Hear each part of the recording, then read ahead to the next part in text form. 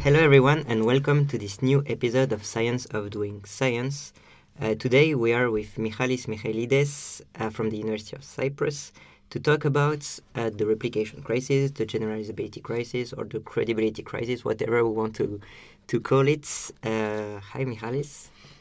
Hello Adrien, and thank you for inviting me today for this talk. First we will present yourself with the two questions: who are you and where are you from? Right. I am currently an assistant professor at the Department of Psychology here at the University of Cyprus. I work in research methodology officially, but I come from a background that is quite diverse in the fields I have been involved in. I started from educational research, and then for my graduate studies I got involved in statistics, more theoretical type of statistics. And for my PhD, the field I worked in, we can call that psychometrics. It's a small domain in psychology that deals with measurement of human behavior and attributes and characteristics, usually through various types of assessment, whether those are tests, interviews, observations. We want to assess various types of behaviors, knowledge, beliefs, and so on. In general, I'm interested in researching measurement properties of tests and scales, tests like achievement tests for educational purposes, or scales for measuring beliefs, characteristics, usually in surveys. So when you conduct a questionnaire study or an interview study, how do you phrase a question? How many questions you ask people to respond to? How do you know if the answers are valid and reliable? These two words are really important, reliability and validity. Whether we can identify biases in the responses and how we can reduce those biases. So in general, that's where I work within the framework of psychoeducational assessment, mostly, more commonly. I saw on Twitter and your Twitter page a book on the top. Yes. Can you talk a bit about this book? Yes, it was about 3 years ago with a group of colleagues. We worked on secondary data analysis using existing data from an organization that conducts the TIMSS assessment. TIMSS is an international study for mathematics and science achievement. In that book, we proposed to do an empirical study of the factors underlying achievement. We focused on motivational factors. And in these existing datasets, we do have scales that measure various types of motivation, like self-concept or interest in learning mathematics at school, valuing mathematics as well, and whether that could combined or by themselves predict achievement on a mathematics tests. One of the positive characteristics of this project was that we had plenty of data from many countries across the world and from different administrations going back 20 years ago, 10 years ago, and more recently. So we could compare both temporally and cross-culturally how different motivational factors contribute to achievement. It was something like very generalizable. Yeah. It was one of our concerns to see what happens if what we find, the patterns we find, are generalizable. if we can see similar contributions of the concept in mathematics towards achievement, and if that generalizes in all countries that we studied, and 20 years ago versus today. So we had plenty of those comparisons in that book, yeah. Okay. Do you have anything else to say about your presentation of yourself, or can... In terms of research, that's it. Maybe I could mention that here in the department, I teach courses in research methods that are compulsory courses in all degrees in psychology, as well as some of the applied statistics that we have for undergraduate and graduate students in psychology. Okay, that's a lot. Yeah. Far enough for one person, I think. Mm-hmm. What was the first time you heard about the concept of meta-science? I don't think I recall the first time I heard about it. I would guess that it's my first memory is the paper by the Open Science Collaboration, where in that paper it's not the first time we heard about the replication crisis. It's actually an empirical demonstration of the extent of that problem, of how replicable findings are. So when I heard about that, can you explain a bit this paper so that everyone knows about mm-hmm. it?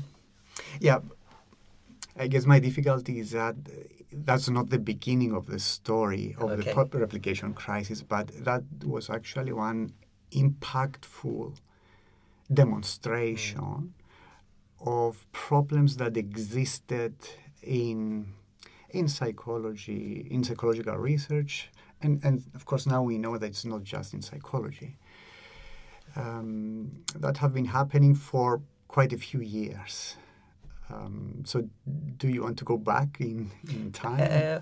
Not formally about the history of the replication crisis, but more about the history of how you became aware of it. What was the first time you heard about it, and what was the reaction of the persons around you, and also how it affected yourself as a researcher in psychology? Mm-hmm. Right. Oh, in that paper by the Open Science Collaboration, I saw that a large number of researchers and labs across the world had identified a problem with some important findings in psychology, which could not be easily reproduced or replicated. And in order to empirically demonstrate that, they went into an effort of selecting 100 papers that were published in well-known psychology journals, randomly selected a number of them and tried hard to replicate those findings, taking into account a number of factors, including many teams across the world, even including some of the original authors of the papers, and trying to have better samples in some cases, bigger samples, more power to capture the same effects. The findings from that big effort were not very positive, since less than half of the existing published findings could be replicated, even with good intentions and good methods and very good statistical procedures. And that created some sort of concern in the field. Since now we had empirical demonstrations of the problem, it was not just suggestions or simulations. We now had a large-scale type of evidence about the extent of the problem. And I guess following that, a number of other projects began, like the many labs and the many babies and many others in different fields of psychology as well, trying to see how big the problem is in various subfields and what can be done to improve that situation, make results more replicable. That's when I became interested in it, reading about it more, seeing if my practices are aligned with the suggestions. And since I teach methods, also try to incorporate some of the good practices, present some of the questionable practices that have been around and led to this replication crisis, so that new researchers, younger researchers, know about this problem early on in their career and try to avoid those questionable practices as well. What did you change? Like, actually, what did you change in your practice or in what you teach? Mm-hmm. That is a difficult thing to discuss. Change is quite difficult, and I can separate my answer into what I change in my research versus how I change what I teach. One change is that I currently value more research that incorporates replication of existing findings. You mean as a reviewer or? I speak now as a researcher or as a mentor when I work with graduate students. And we design a proposal, whether it's for a master's thesis or for a grant. We include steps or sequences of studies, and usually the beginning of those studies is a replication of an existing finding. So like you try to replicate something and then extend it. And then extend it, yes, yeah. So I now am more positive and actually encourage, especially younger researchers, to begin with studying existing findings they are interested in detail, and trying to replicate them, whether as a direct replication, which means an exact copy of the previous study, or a more, I guess, either a conceptual replication or a generalizability study where you have an existing finding and you try to see if it replicates in a different setting or with maybe slightly different instruments. Maybe with another scale.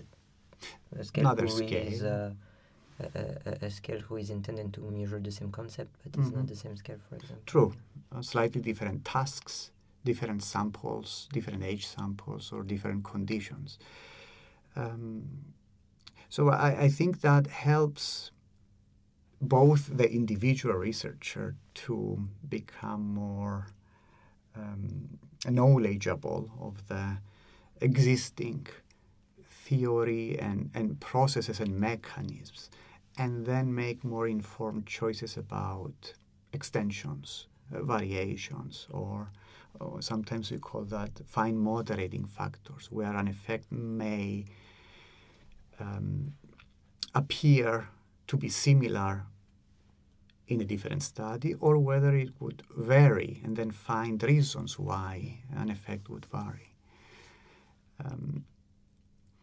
So I guess that's one big change, where the replicating a previous finding in using good methods and justified procedures is a valuable endeavor in the whole scientific process, and then moving on to extensions or more novel questions within as I said earlier, a funded grant that lasts for 3 years, or a PhD that lasts for a few years as well.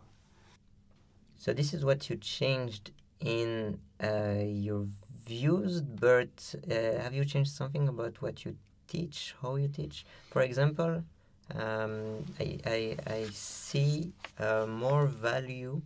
I see that researchers put more value, for example, on the effect size than on p-values, whereas before that, p-values was the only thing that matters, for example. So now we have a study in Nature saying we should change our p-values thresholds, or study says we should justify your alpha. So this is like something who really changed in the articles I write, because I never talk about significance. I talk about the support for an hypothesis, or we haven't found any support for this hypothesis related to the level of significance. Do you have like something like this would change in the way you write papers or the way you teach statistics, things like that? Yeah, that's a different question, but the discussion on how we use significance testing to demonstrate an effect or a lack of an effect has been around as a concept, and there have been papers for some time now suggesting different solutions, like changing the 0.05 threshold. There are groups that suggest lowering it and having a fixed lower level. Others suggesting that we should discuss the level of significance, but that could vary depending on the situation. For example, we should have different alphas for a replication or an extension, for example, confirmatory or exploratory. Right. Just linking with what we said before. Of course, and separating, distinguishing between confirmatory and exploratory research as well, which we have different claims in those types of studies. I guess if we go back to standard statistical procedures or in methodological training, the concern for having robust findings has always been there. The whole existence of the 0.05 was supposed to ensure that you have a fairly robust finding. But even in standard statistical practice, and now I'm moving on to the area of teaching applied statistics,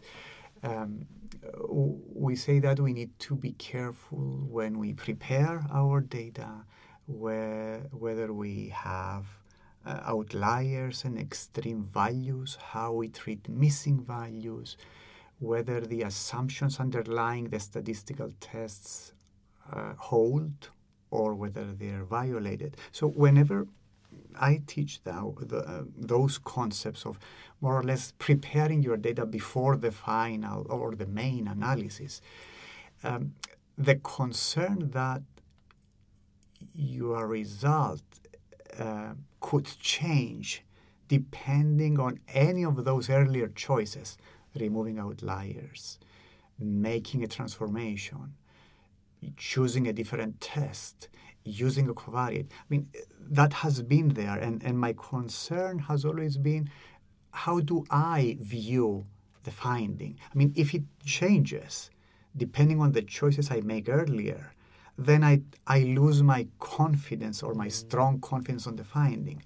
So something I have changed in my teaching is to emphasize that we as analysts, as researchers who analyze our data, we need to feel confident about the finding. And if a finding is not robust enough, if it's borderline, or if it changes easily depending on some minor choices we make in the data preparation or the analysis steps, then we don't have a strong finding, and we should be less confident or more worried in supporting a theory or making a strong claim in our abstract or in the final discussion. So that is a kind of discussion that now more recently appears in my graduate courses on how we teach analysis. I can remember two papers related to it where some researchers provided other researchers with data and hypotheses, and they asked several researchers to conduct the tests, and they found out that like every researcher found different results with the same data, the same hypothesis, and so they conduct different tests. They control for different variables. They do many things different, but they still have the same hypothesis and the same data. So it shows that we have many individual decisions in the process who can change the result, because some results have significant p-values, others have no significant p-values, some have strong effect sizes, null effect sizes. It's related to what you say about the concerns we have about the steps we take into making sure our results are reliable or not. And we can see that we don't have much standardization of our practices in the relationship between our hypothesis and our data. Is it something you think, is there a way to improve it? This is an idea that has been around for some time now, going back to a provocative paper published by Johnny Ioannidis about most published research findings being false in medical research.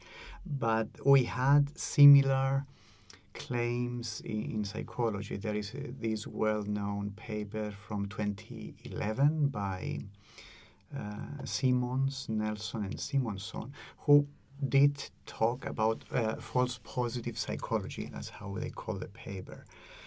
And they attributed a lot of these findings that we cannot trust in the end to too many degrees of freedom in the choices we have when we conduct our data collection and data preparation and data analysis as well. And since we have plenty of room to work with data, that allows us different paths that lead to the final result. It implies that in the end we can manipulate and reach a result that favors the initial hypothesis or the original theory. And that's another seminal paper that created a lot of discussion and led to the paper that we talked about earlier by the Open Science Collaboration. This was more of a simulation demonstrating that the degrees of freedom we have in the analysis could lead to very different results. There is a metaphor used by Andrew Gelman, is a statistician who proposed it. It's called the garden of forking paths. That it's like you walk in a garden, then you make different turns depending on where you want to go, and you could reach a very different end in that walk in the garden. How can we improve that? I know that more recently there have been large-scale collaborations trying to empirically demonstrate the extent of this unreliability in the findings. And I have participated in one, so maybe we could talk a bit about that. The Center for Open Science in the United States runs many of these kinds of worldwide, large-scale efforts to study meta-science. And one of those is related to the analysis part. So we have a published finding, we have the existing data, we have the exact question or hypothesis, and then different experts, analysts are asked to work independently and see what their empirical answer is to the question. I mean, these results are not published yet, and I don't know what the answer is either. But hundreds of analysts have participated, and we hope that we will have an indication of how different the results could be just by allowing experts to work alone with the same data set, trying to answer the same data question. So there are no clear answers yet, but it's like science that is conducted at this very moment. Right.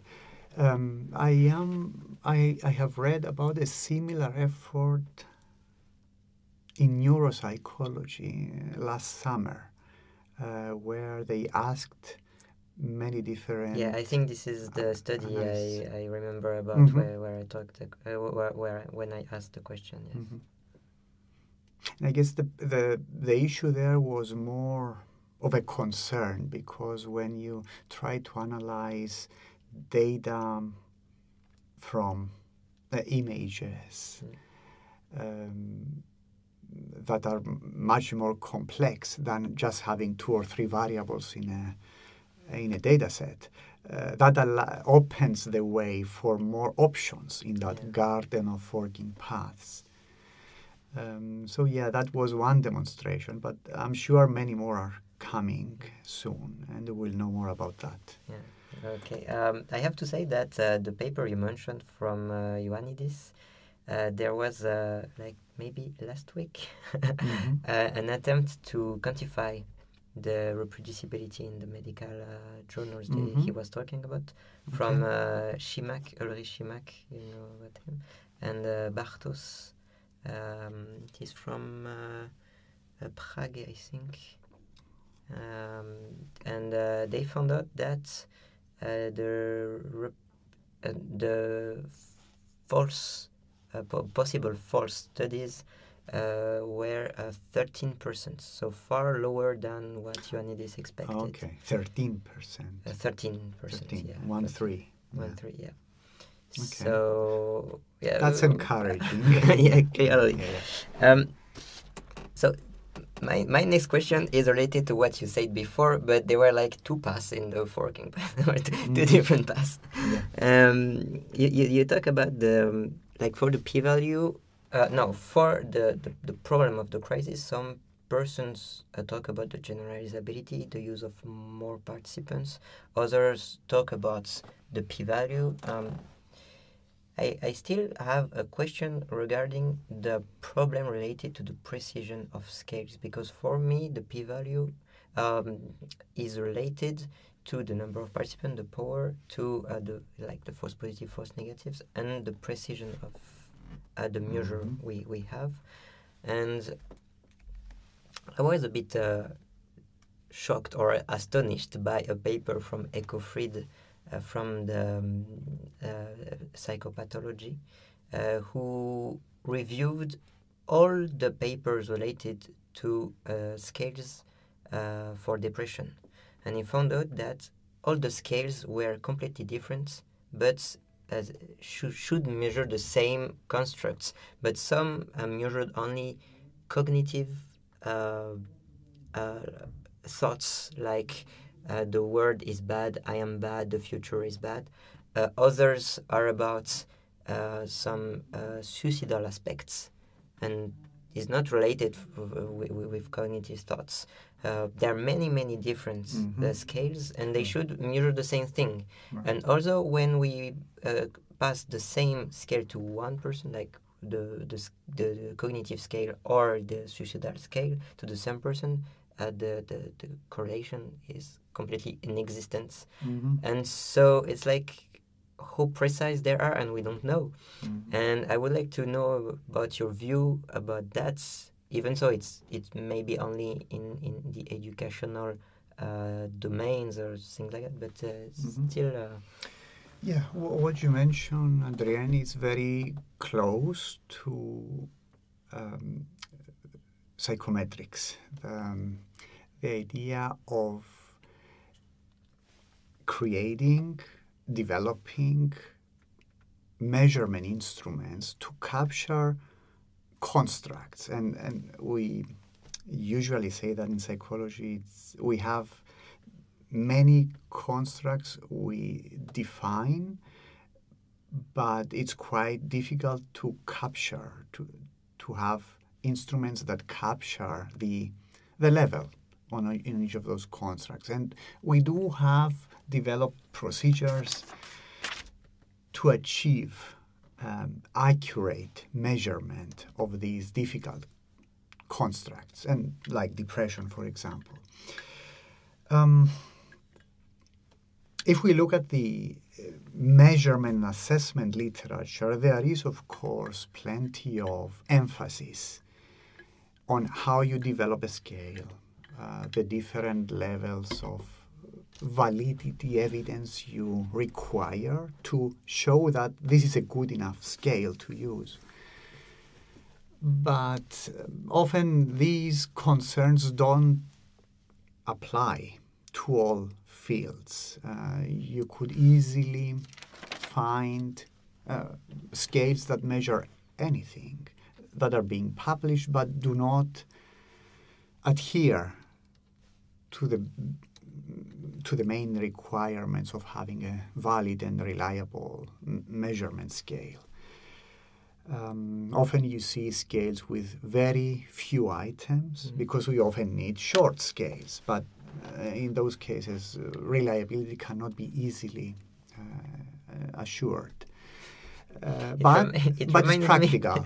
It reminds me of a study I'm conducting right now on conspiracy, and there are a conspiracy mindset scale of 33 items, and a group of researchers from France decided to see the psychometric validity of it, and they found out that a one-item scale is far enough to just one, yeah.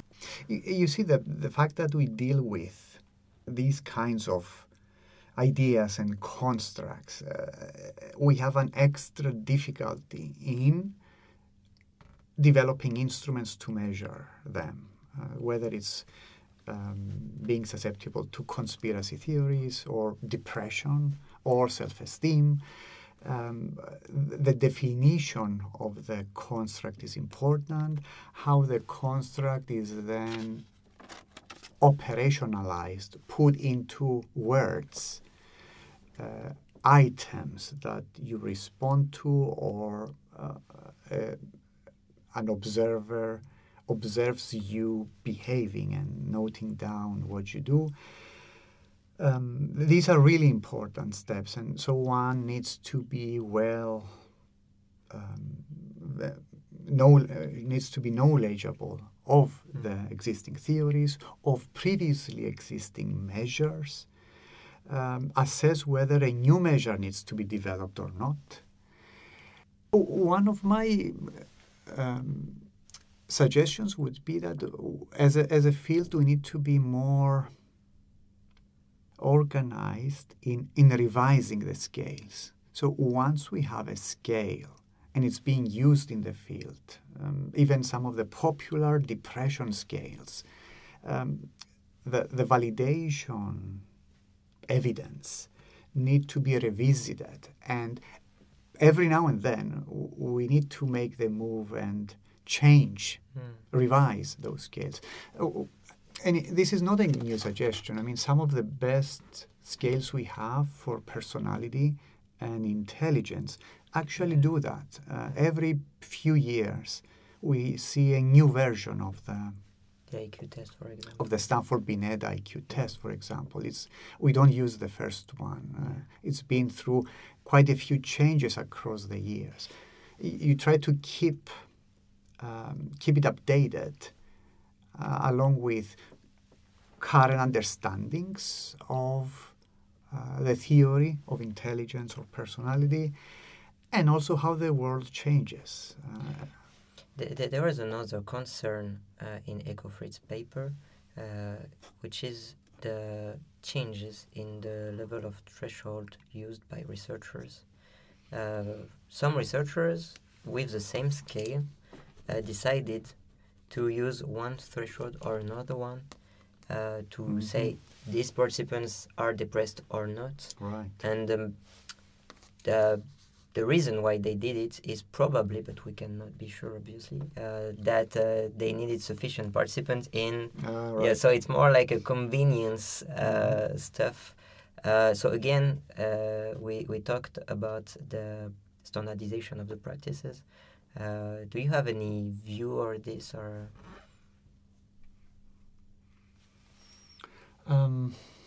Yeah. It's again another problem of the generalizability crisis or replication crisis, like how we can replicate a finding if every researcher use their own threshold to assess something. Yeah, clearly that's a problem. So one way to view that, and I don't think that's the only way to view it. We could interpret this as back in using the phrase I used earlier, degrees of freedom. So if the data I gathered are not enough in terms of sample size to proceed with the analysis and examine the hypothesis, then if I lower the standard, maybe I could gain more participants in the groups that I am comparing.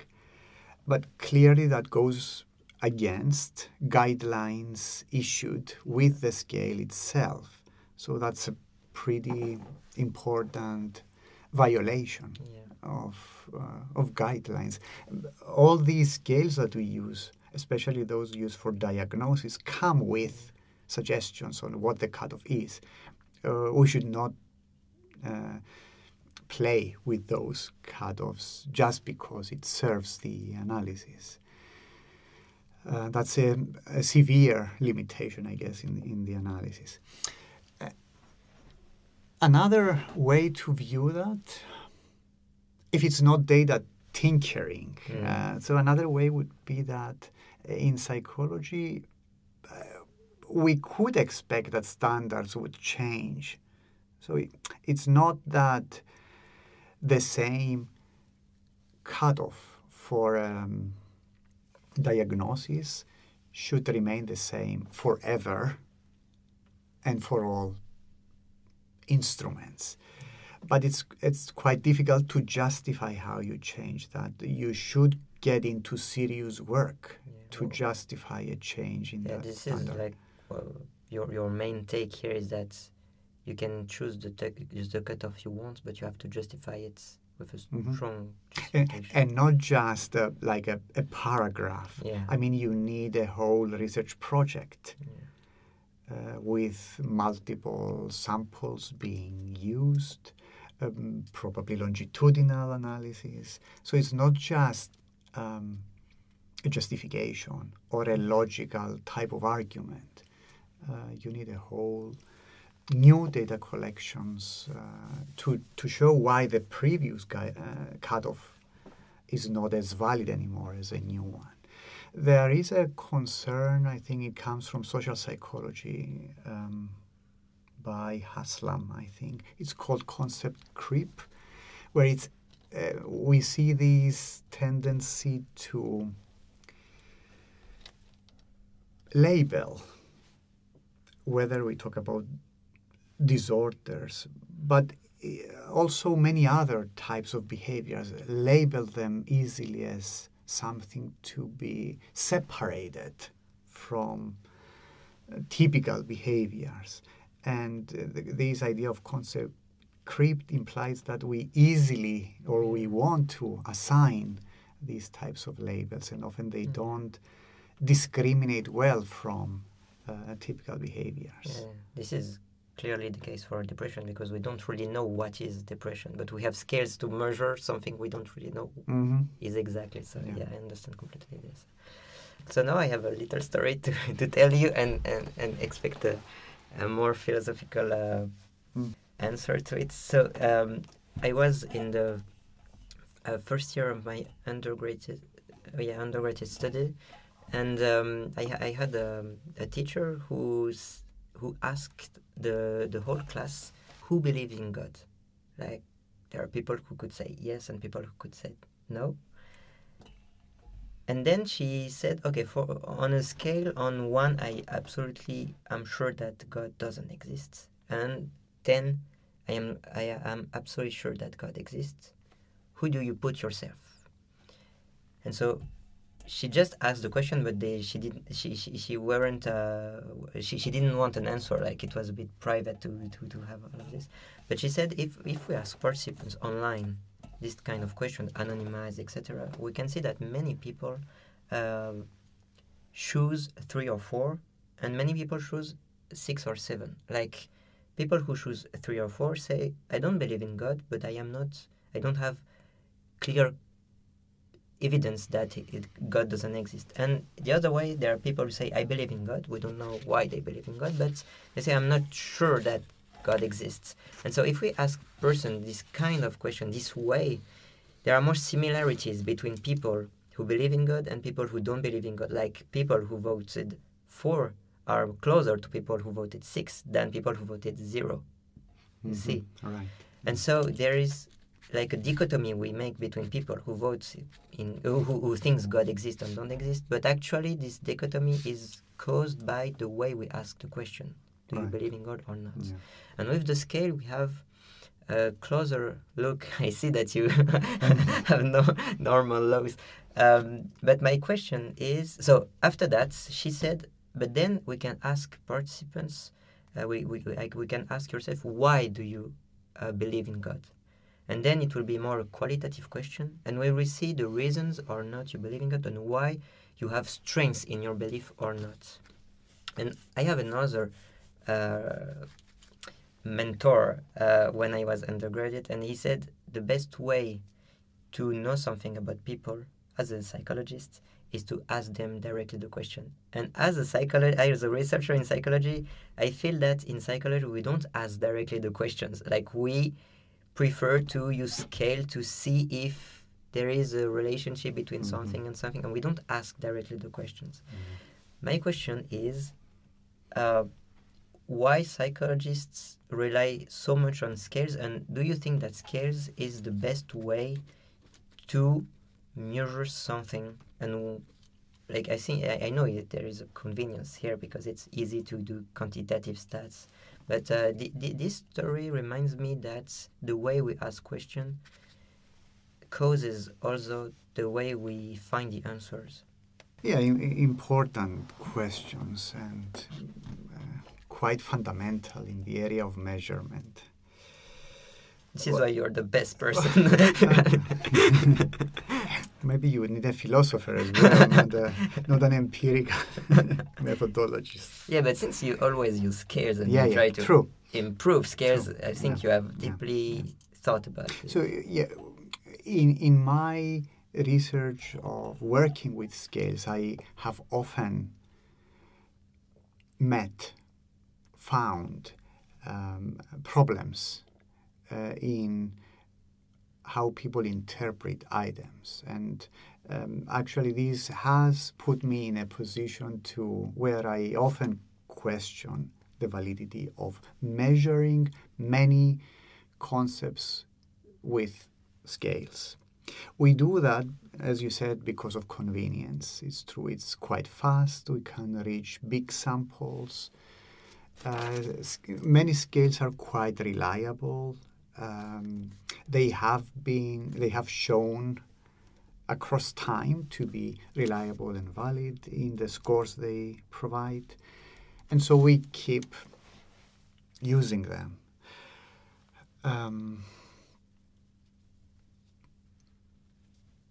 That's why I think that the psychometrics or the assessment fields should keep revisiting the interpretations individuals give to the items of a scale.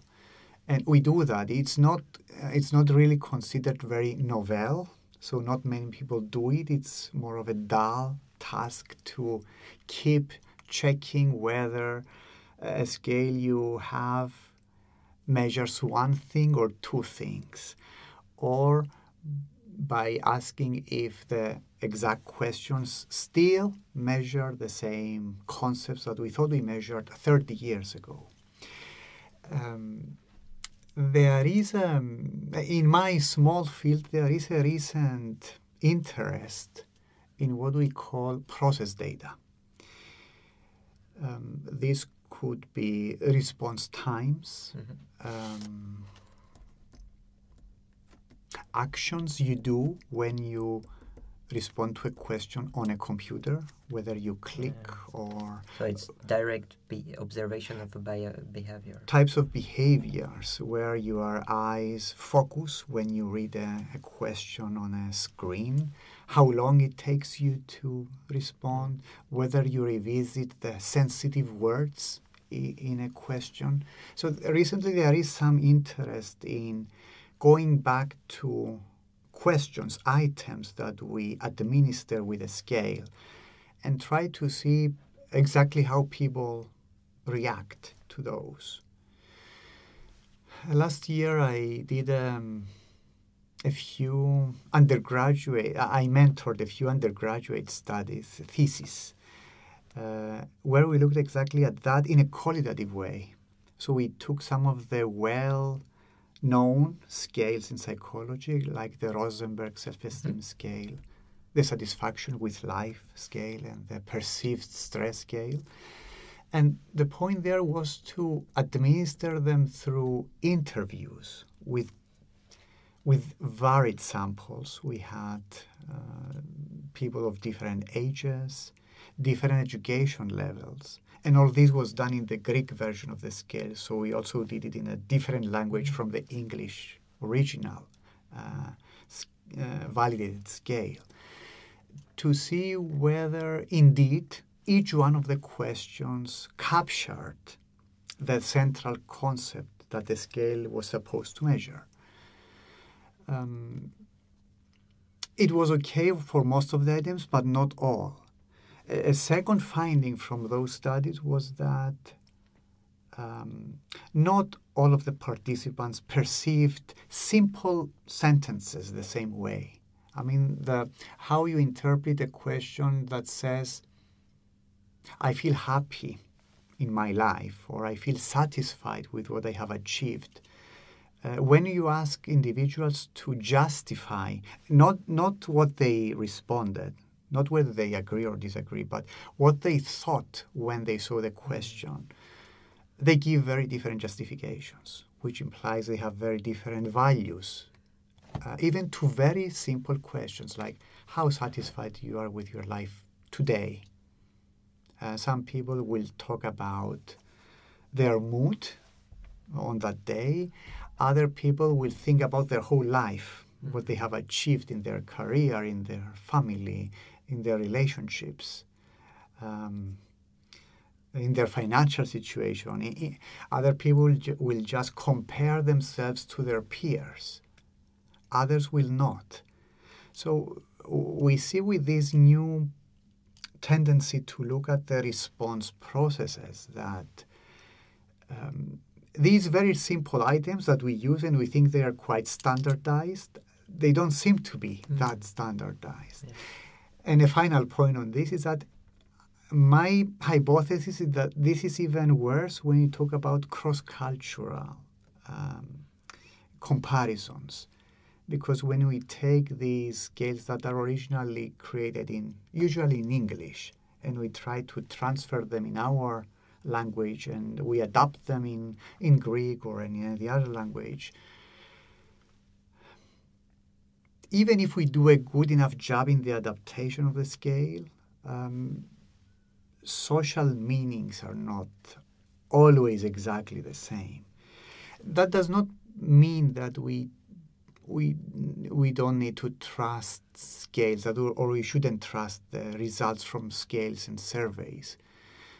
But it does introduce a limitation in our interpretations. In the reasons people give.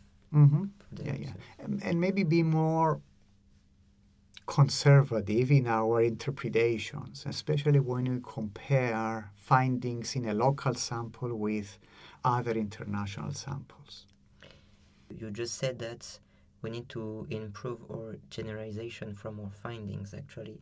So we should be more conservative about the generalization of our findings. This is maybe one of the many responses we can have to the generalizability crisis, right? Yeah, true. Actually, this could be a minor contribution also to the generalizability crisis. Maybe one source of variability in the differential effects we get when we try to repeat, replicate, or generalize existing studies could have to do with the setting. Personally, I don't think that's the best interpretation, but the way we measure characteristics has a bearing on cultural or social The way ideas. we think depends also on the language we use. So the language is an issue as well, For of example, course. Yeah, experiences. And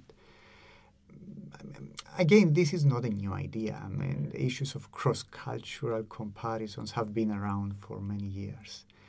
But it seems like we tend to focus on it more now than before. Like we knew it was a problem, but now we are more motivated to fix it or to improve our knowledge. And you know, from statistics and psychometrics, we have had some procedures that at least try to suggest that there is a minimum level of comparability. It's called invariance or equivalence studies. This can be easily incorporated in any study that tries to compare one sample with another, Equivalence testing. whether it's a local versus an international sample, or even within the same study. If you have a sample with younger and older participants, you should still go through establishing equivalence in how individuals understood the questions first, and we do have some basic statistical procedures to do that already, and then move on to do the actual comparison. So the tools, at least some tools have been there, but we are not always using them before we go on to the main analysis. That's more of a complaint on how existing procedures should be more available to the researchers in general. Yeah. Okay. And now, can you share regrets and joy you had regarding meta-science, regarding what you changed? Like we talk a bit about what you changed in your teaching or in your research. So yeah, a regret and a joy about all the changes that was made during this year. Well, my involvement in the meta-science movement it's just beginning. I haven't been working on this for a long time, but I guess one joy or one joyful realization for me is that research methodology is a more active field, a field that has been recently offering new ideas, changing procedures. While if I go back like 20 years when I was a student or a young researcher, there was this impression that research methods is more of a standard or stagnating, if I may say, field. It's a standard type of content that you learn in a research method course, and then there is a fixed set of statistical procedures that everyone needs to learn, and that's it. Strong statu quo about the way we proceed with. Yeah. So it's more of a fixed body of knowledge. And I guess that was the general impression, and I had that impression as well when I started teaching.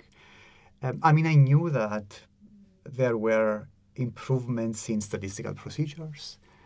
Some more advanced procedures became gradually available in mixed models, in latent variable models, multi-level modeling. All these kept coming. but the design of studies were more or less standard and often limited by the resources we had available. So that part didn't change. Well, now I see that this is not the case. We do have an active field that changes, requires some revisions in our practices when we conduct research. We talked about a few of these, how we report our significant findings. We didn't talk at all about the movement for pre-registration or registered reports. That's another big change in the field. We could talk about that more at another podcast, maybe. Yeah. That has an impact on how we do everyday science. It changes the sequence of procedures.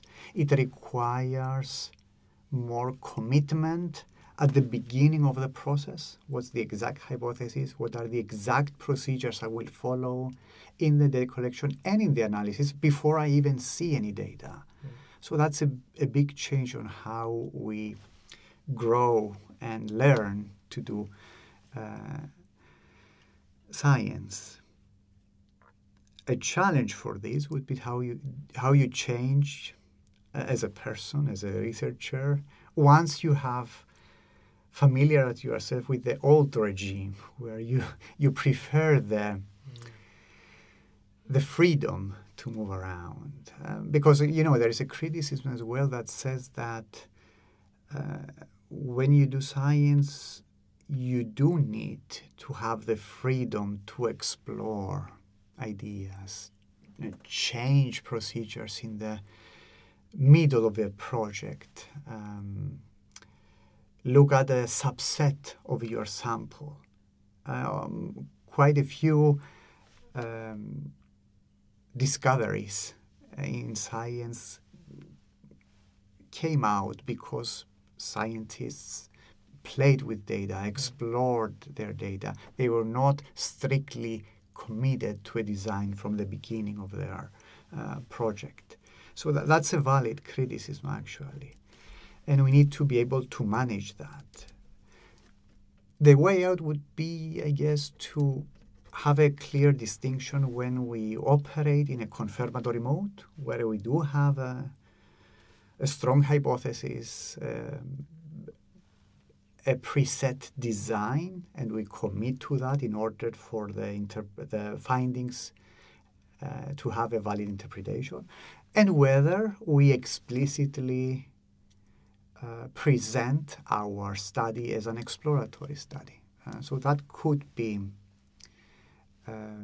discussed and carried out, I guess, once we understand these differences between exploratory and confirmatory approaches in research.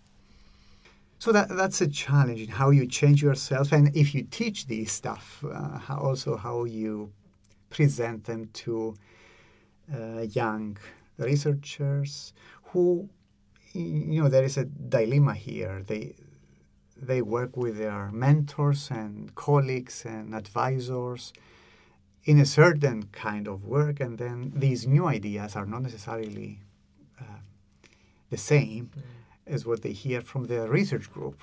So that's going to be a challenge, I guess, especially for those of us who teach research methods. It takes time to...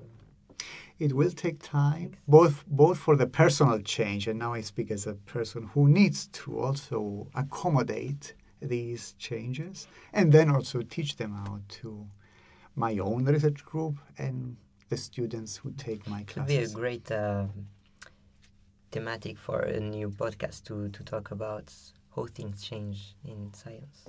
But for another time. For another time, yes. Yeah. And one regret you have regarding analysis? Regrets. Something you have done and turned out to be bad, or something you regret not to have the possibility to do? Well, I guess when you publish something, a finding, and years later, after you have done many other studies maybe, or other findings in the literature seem to be in conflict with the original finding, that's sometimes we could view that as a regret. But on the other hand, sometimes science works like that. We do things, we try to stick to a methodology on how to answer a question. But it's sometimes the case that the result we get is false positive. That's part of normal science, and that's why you also need to replicate, and so that science can self-correct. There's also this kind of I think we call it adversary collaborations. Yes. So two persons in conflict, two researchers in conflicts in their hypothesis will test the same thing, and we'll see which is the winner, right? Right. But in order to do that, you know that each one of the two participants in this adversarial collaboration has presumably done work and found a positive finding in one case, a negative finding in the other case. So they have already invested effort and published their findings, and that's why they stand as scientific adversaries before they decide to join their efforts to conduct an adversarial collaboration. That's another rather recent practice, a good practice that could help resolve some of the inconsistencies. It requires, well, this is something across all the episodes of Science of Doing Science, this is something that is always related to what we are talking about, is humbleness. Like, it needs a bit of humbleness to say, okay, it's related to these results, not myself, I am not the results of the published paper I have, and this is not a problem. I just need to improve the way I work, and this is something very difficult in all aspects of work, and promotes humbleness could also help. Yeah, you're right. When on the very first lecture of a research method class, we talk about the scientific method. And one of the characteristics of scientific method is skepticism.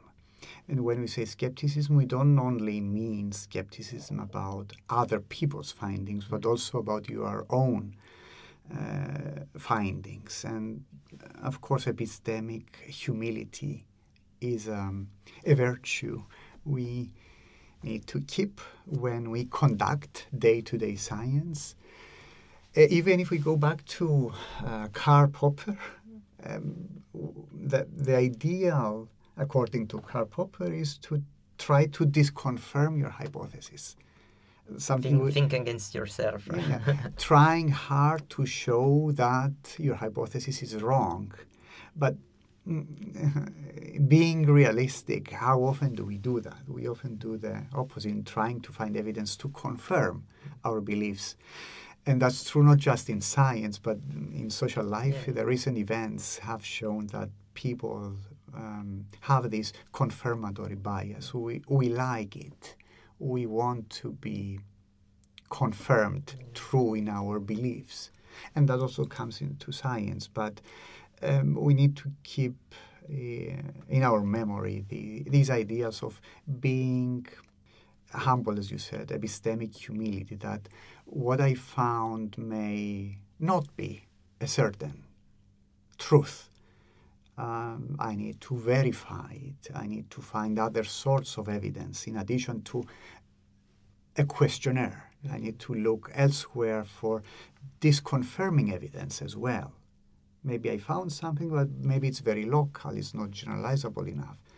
We need to be active in feeling this uncertainty about our findings.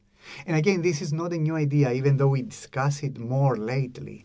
The whole statistics apparatus, the whole building of statistics, has the idea of error and uncertainty as the It's the main idea you have when you do statistics.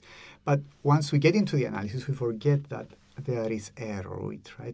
We look at the neat and clear result and forget the uncertainty, the unreliability, the biases that may have influenced that result. Do you have anything else to say about all of what was discussed during this episode? We touched on a lot of concepts, and this is a work in progress, both for the whole field. I mean, psychology has certainly had to face these criticisms, and there are some claims that psychology has benefited already with all these new procedures. We mentioned some of those here: pre-registration, adversarial collaboration, replications, valuing replications, not just novelty. Thinking about the alpha, thinking about the power. Right. The precision of scales. We talked about many things. The measurement issues that we often neglect and take them for granted. Yeah, being concerned about the measurement properties. So we do see new procedures coming and being studied before being established in the whole scientific endeavor. See how some of the journals are now requiring certain procedures, like having your data open and available on open data, on open websites, or asking more strongly for pre-registration. So we do see changes that have recently been introduced. And also to move to the more personal, since in this talk you try to introduce the more personal perspective. This is an effort that touches on each one of us as a researcher, that we need to be updated about new developments and occasionally change our preferred methods, our favorite methodologies. And that may cause some sort of inconvenience at the beginning, but it certainly be more beneficial, fruitful, for better scientific practices in the future. Thank you very much, Michalis, for this whole discussion. We can, if someone wants to reach you, he can by Twitter at Michaelides MP. Right. Maybe on LinkedIn too, or I'm also on LinkedIn, and of course the institutional website is there at the Department of Psychology at the University of Cyprus. That's, I guess, the easiest way to reach me. Okay. In the next episode, we will invite Georgios Nikolopoulos to talk about the relationship between science and policy making. Thanks again, Michalis, and see you in 3 weeks. Thank you very much, Adrien.